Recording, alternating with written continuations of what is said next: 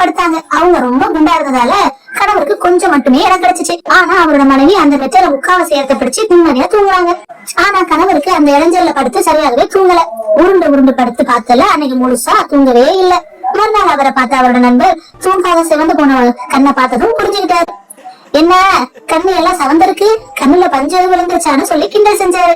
அது கணவருக்கு ரொம்ப அசிங்கமா போச்சு. இருந்தாலும் இன்னைக்கு தன்னோட குண்ட மனைவி நல்ல பாடம் போகணும்னு நினைச்சாரு அந்த கணவர். அவருக்கு ஒரு ஐடியா வந்துச்சு. உடனே அந்த திட்டத்தை இன்னைக்கு செயல்படுத்தலாம்னு முடிவு செஞ்சு நேரா வீட்டை நோக்கி நடந்தாரு. வீட்டுக்கு வந்த கணவர் சாப்பிட்டுட்டு மனைவி கூட பஞ்சு மெத்தைய வச்சு படுத்தாரு.